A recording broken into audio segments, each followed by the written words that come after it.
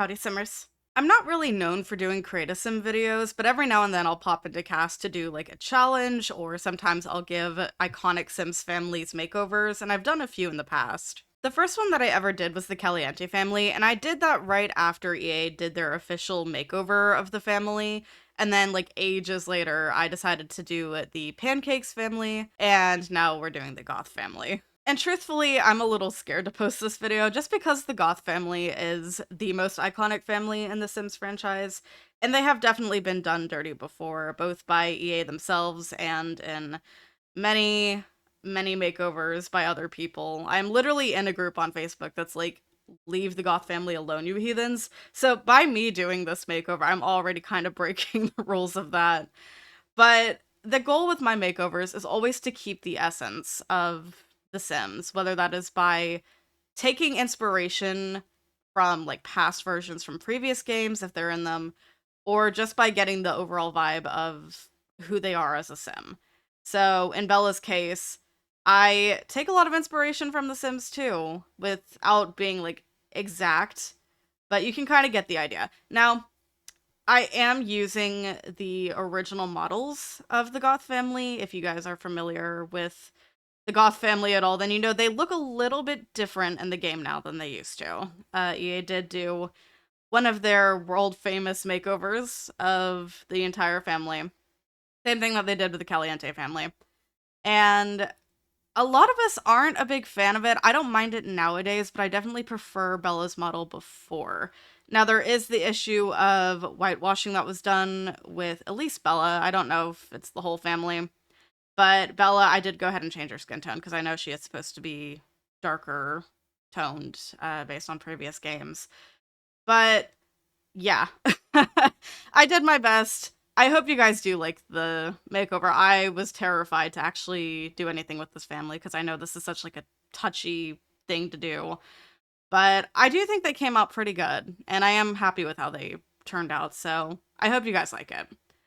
But for Bella's look, this family in general, I feel is very sophisticated, very fancy. So Bella's not the kind of person who I think would wear jeans. I gave her a lot of like full bodies dresses. For her formal, I actually gave her one of the dresses from the New Life and Death pack because I don't know. I don't know that it screamed Bella really, but it was definitely fancy, and I see this family as very expensive, so it just kind of fit for me. I do also keep the color scheme. We got a lot of red and black going on in this family. But yeah, I do have to say, out of everyone that I gave a makeover to in this family, Bella is definitely my favorite. And that could just be because I was leaning more towards her Sims 2 version, and she is stunning in the Sims 2, even if she's not technically there.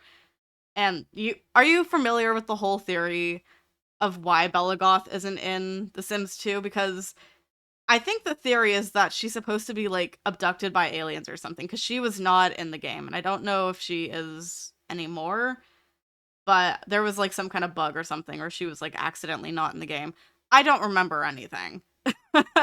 I just know there was a big conspiracy theory around it. And yeah, so there we go.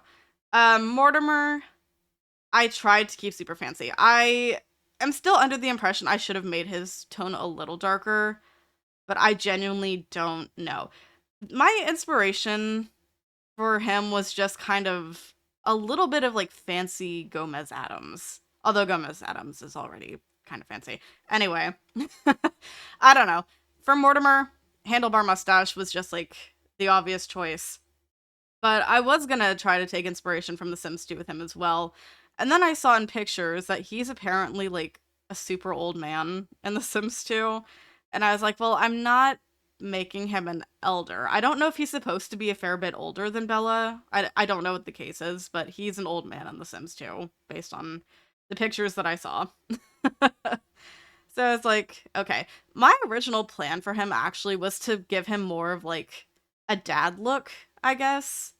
Someone who looks like he actually spends time with his kids. That I don't think that ended up really being the case, but it is what it is. So I can't say I did too much with Mortimer. I gave him a lot of like kind of suit looks almost, or at least ones that have this like big kind of overhanging jacket. I don't know. Cassandra had I kind of took inspiration from The Sims 2 with her too. Mainly in face shape, I guess. That's where I'm going. Because The Sims 2, they all kind of have the same face shape where it's all just like very long. So Cassandra to me has always been a bit of a nerd. And I almost went with this kind of short hair that has these little pigtails on it and like the huge bangs and all that because it was kind of giving Sims 2 to me. But then I went for this one. That's more of like a modern take on the pigtails. They're braided. I think it's nice. I don't know.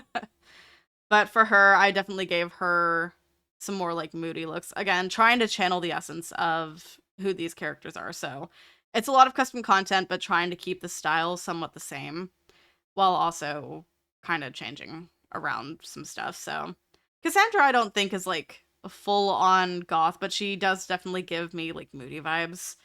And I did not give her a lot of makeup because she doesn't strike me as someone who really wears makeup anyway, unless she's like forced to by her mom.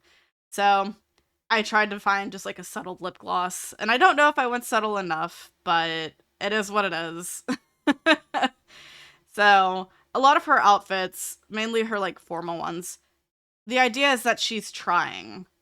So it might not be her style, it might not be her vibe, but for her mother's sake, she is putting in some effort to try to be a little more fancy when she needs to be, I guess.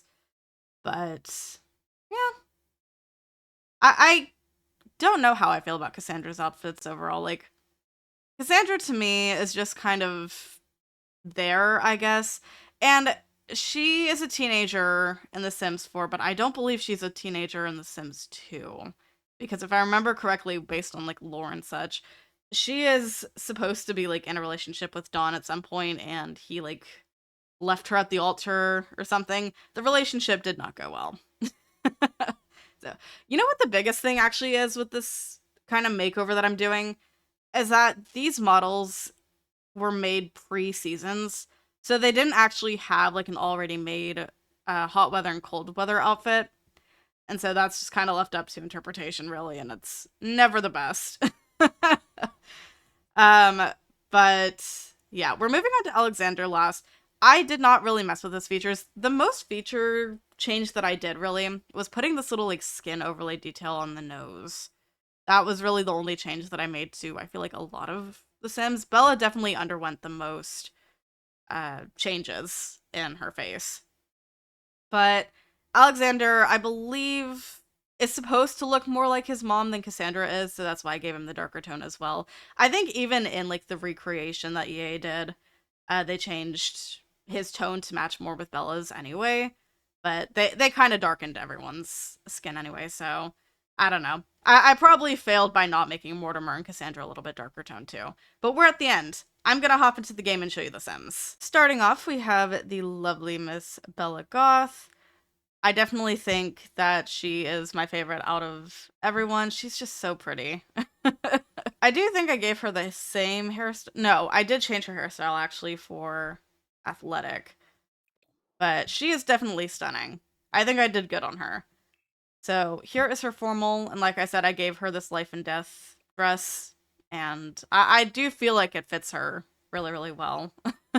For athletic, we've got this, and like I said, I did change her hair. For sleepwear, we've got this long kind of gown from, I believe this is Vintage Glamour. Party wear, stunning little red dress, and she is definitely a heels girl. For her swimwear, I did give her a hat and sunglasses. I know, like, that means that she would jump into the pool wearing the hat and sunglasses. It's fine. It's The Sims. It's not a big deal. For hot weather, I gave her that hat again. So, this particular hat always gives off rich vibes to me. Like, I feel like this is the hat that people would have if they were, like, the Goths or the Landgrabs, really. Because I could see Nancy wearing this hat, too. And then lastly is her cold weather. Here we go. I gave her little earmuffs as well. Here is the new Mortimer. Again, I kept their style pretty similar to what they were wearing already. So we've just got this kind of nice knot tux, really. So, and yeah, you can kind of see the nose mask on these Sims. I really don't change a lot of their features, other than Bella's, obviously. But for formal, I gave him this one from Vampires. I could have given him this as like his main one, but I felt like it was a little too fancy, even for an everyday outfit. And then we have Athletic, just a little hoodie. His sleepwear, I gave him this robe from, where is this from actually? Oh, this is also from Life and Death. Yeah, I let him keep the bunny slippers that he usually wears, but I made them black to fit the color scheme a little better. Party wear, he's got very red tux. Swimwear, super basic. He has a banana hammock on normally, which I'm not a fan of, personally.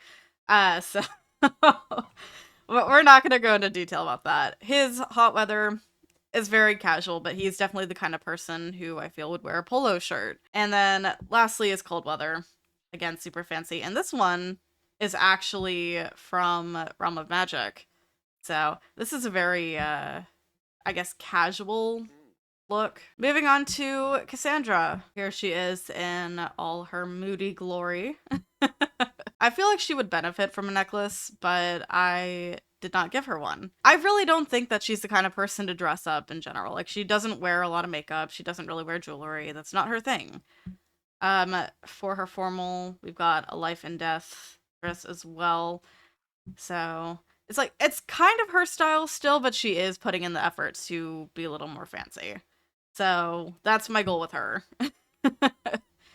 We have the athletic, and then sleepwear is very basic. We have party wear, kind of a more like teenish modern look. And then swimwear, also from Life and Death. I use a lot of Life and Death, I feel, particularly for her. Then we've got a casual hot weather outfit, and then her cold weather. And then lastly is Alexander, who I really just kind of wanted him to look more like an average kid, I guess. I definitely feel like his parents have kind of high expectations for him, but he is also a child, and so he's gonna be a little bit more rambunctious and wild, I guess. So his clothes are very kind of not formal, I guess, except for his formal wear. And then for party, he's got this little shirt with a bow, which I think is actually one of his outfits already. I don't know if it was a randomly generated one or what, but I felt that it fit.